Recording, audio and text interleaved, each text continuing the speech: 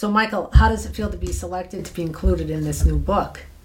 It feels wonderful. It's a great honor. It's a really wonderful book that speaks about many of the artists here in New England, and it's really an incredible piece of work. And what else have you been working on?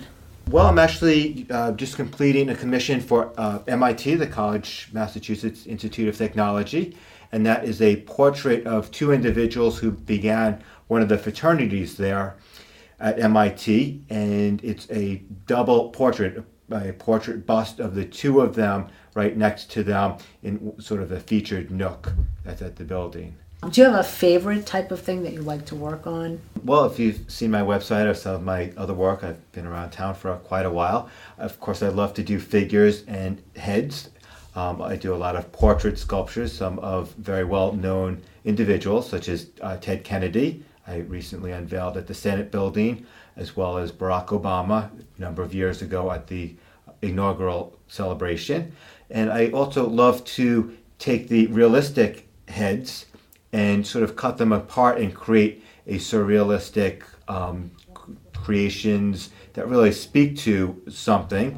For example, Cubed, which is a head that's in 9 pieces, female on one side, male on the other side, inverted, so that then with the 9 pieces you can build it and rebuild it, creating a new sculpture every time.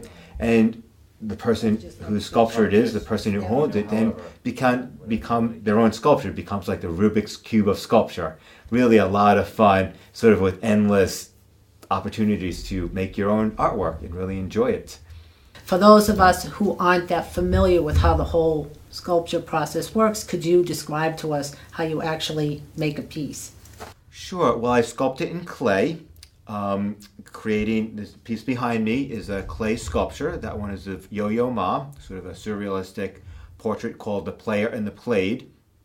And so I sculpt the piece in clay. Then I make a mold, which is sort of a negative image of the sculpture, similar to a negative in photography.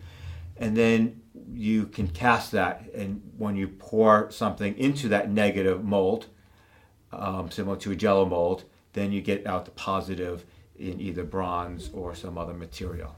Where do you actually do most of your work? Most of my clay sculpting work is done here at my home on School Street in Hopkinton. During the winter time, I'm here in the studio with the fireplace behind me, so it's nice and cozy, warm. And then I also have a studio in the garage where I do some of the larger work. I have a hoist for lifting heavy stuff and finishing and whatnot. Now, back to the book. There was recently a signing for the new book, correct? There was a book signing. It's very, very exciting. It was about a week ago in Boston on Newbury Street at the Copley Society. There was actually a number of artists there who are New England members of the Copley Society. The Copley Society is, I believe, one of the oldest art societies in the country.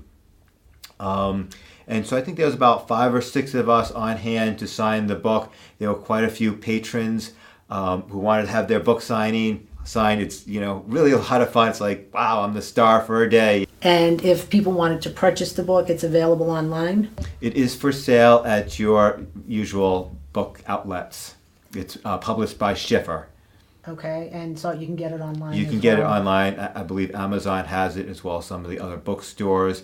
And I believe Hopkinton Library will soon be acquiring one as well. You also have a website where people can view your work? My website is www.malfano, that's MALFANO.com. Well, thank you, Michael, for taking the time to talk to us today, and congratulations on your new book. Thank you so much. It's a pleasure having you guys out.